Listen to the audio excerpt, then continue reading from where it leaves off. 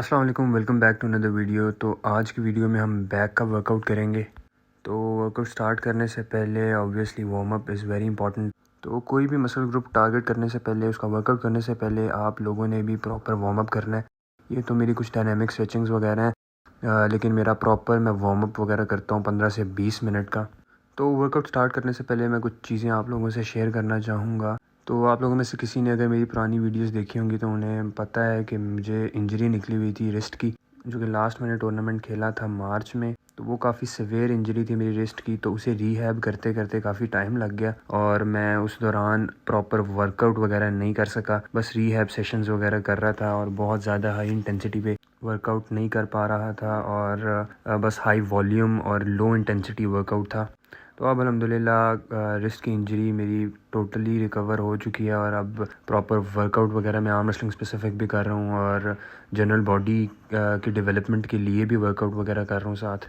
वैसे तो अब मैं आर्म रेसलिंग स्पेसिफिक के लिए स्ट्रेंथ ट्रेनिंग करता हूँ और साथ जो सपोर्टिंग मसल ग्रुप्स हैं, for example shoulder, bicep, back, chest, even के मैं थाई और लोअर बैक वगैरह भी ट्रेन करता हूँ। और वो मैं बहुत ज़्यादा हाई इंटेंसिटी में नहीं करता, बस वो हाइपरट्रॉफी के लिए मैं करता हूँ। उसके अलावा कुछ एक्सरसाइजेज हैं जिनको मैं हाई इंटेंसिटी पे करता हूँ, जैसे बेंच प्रेस हो गई, शोल्डर प्रेस हो गया या ट्राइसेप डिप्स हो गई। और बाकी के जो मसल ग्रुप्स हैं उनको मैं बस मीडियम हाई इंटेंसिटी पे रखता हूँ। बहुत ज़्यादा मैक्सिमम पे नहीं जाता उनको लेकर, बस उतना कि जितना मैं वेट कंट्रोल कर पा रहा हूँ। क्योंकि अगर मैं आर्म रेसलिंग की स्ट्रेंथ ट्रेनिंग के साथ इनको भी बहुत ज़्यादा हाई इंटेंसिटी पे लेकर जाऊँगा तो मेरी रिकवरी नहीं हो पाएगी। इस वजह से थोड़ा सा बैलेंस करने के लिए ये मैं लो इंटेंसिटी पे करता हूँ वर्कआउट, और बाकी का जो मेरा आर्म रेसलिंग स्पेसिफिक होता है वो मैं स्ट्रेंथ ट्रेनिंग के लिए हाई इंटेंसिटी होती है। लेकिन फिर भी लिफ्टिंग वेट मेरा बहुत ज़्यादा कम भी नहीं होता, अच्छा तगड़ा वेट होता है। बस मेरा ये होता है कि मैं उस वेट को कंट्रोल कर पा रहा हूँ नेगेटिव्स में भी, और जितना परफेक्शन के साथ मैं उस एंगल को परफॉर्म कर सकूँ उतना ही ज़्यादा ऑब्वियसली बेहतर है। और इन सब के साथ एक बहुत इंपॉर्टेंट बात जो कि है डाइट की मैनेजमेंट। तो डाइट में काफ़ी अरसे से बहुत वेल बैलेंस्ड और बहुत ज़्यादा कॉन्शियसली उस चीज़ को मैनेज करता हूँ। और ये ऐसा नहीं है कि ये मैंने अब कुछ अरसे में स्टार्ट की है, बल्कि जब से मैंने वर्कआउट वगैरह स्टार्ट किया था तब से ही मैं डाइट अपनी बड़ी बैलेंस लेकर चल रहा हूँ, जिसमें मेरी प्रोटीन की इंटेक काफ़ी हाई होती है और कार्ब्स और फैट्स भी मैं मैनेज कर रहा होता हूँ अकॉर्डिंग टू जो भी सिचुएशन चल रही होती है। सिचुएशन से मुराद के जो भी मेरा ट्रेनिंग पैटर्न चल रहा है, अगर तो बहुत ज़्यादा हाई इंटेंसिटी और हाई वॉल्यूम एक्सरसाइजेज हों तो फिर मैं थोड़ी सी कैलोरीज़ और डाइट अपनी मज़ीद बेहतर करता हूँ, बढ़ा देता हूँ। और अगर मैंने वेट थोड़ा सा मेंटेन करना हो, सस्टेन करना हो, तो उसको फिर मैं डाइट उस हिसाब से अपनी मैनेज करता हूँ। और मैंने वेट भी अपना सस्टेन रखना होता है बिटवीन 70 टू 75। तो इस वजह से भी उसके अंदर रहते हुए स्ट्रेंथ गेन करना ये भी एक काफ़ी टफ़ टास्क है, लेकिन अल्हम्दुलिल्लाह अब तक बहुत इम्प्रूवमेंट नज़र आ रही है, specially after my wrist injury. तो डाइट में भी मैं कोशिश करता हूँ 3 से 4 मील्स हों, लेकिन 3 मील्स तो कंपलसरी हैं। कभी 4 मील्स भी हो जाते हैं, उनमें प्रोटीन की इनटेक मेरी कोशिश होती है हाई हो और बाकी फ़ैट्स और कार्ब्स भी इंक्लूडेड हों। बिल्कुल भी उन चीज़ों को हमने कम नहीं करना। अब इसमें कैलोरीज काउंट के अकॉर्डिंगली चल रहा होता हूँ, तो जितनी मेरी प्रोटीन की इनटेक पूरी हो उसके बाद मैं डिवाइड कर देता हूँ फ़ैट्स और कार्ब्स के अंदर।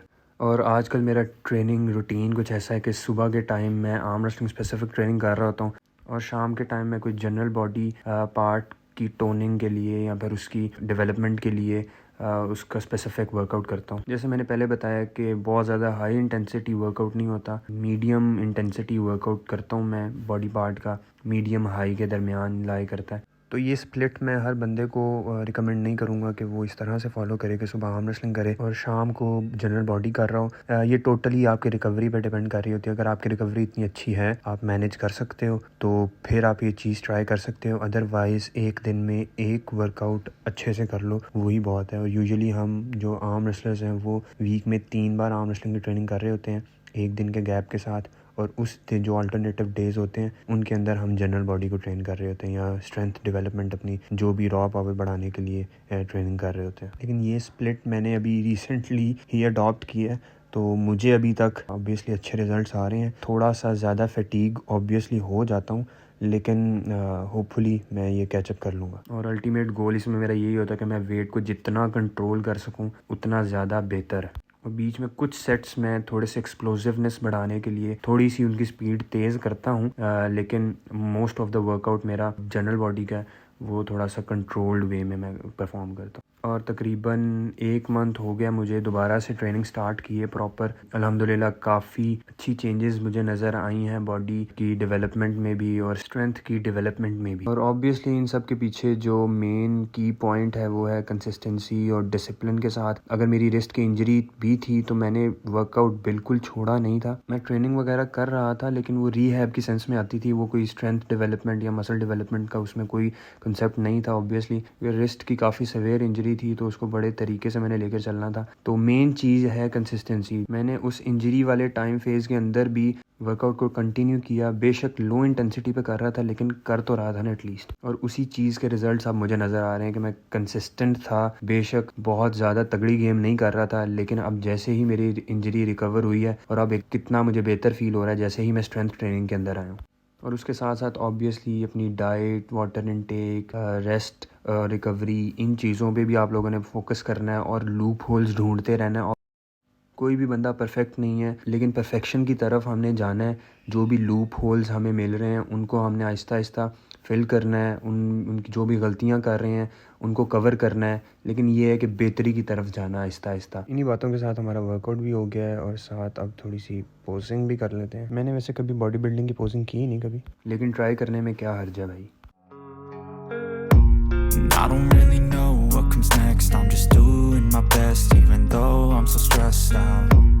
Everything just feels like a test that I fail, so depressed when I can't seem to get out. But something deep inside won't let me quit. I swear that I'm inspired by all this shit. Tell me that I can't and I won't. That's what guides me the most. Your lies, I'll do what I want.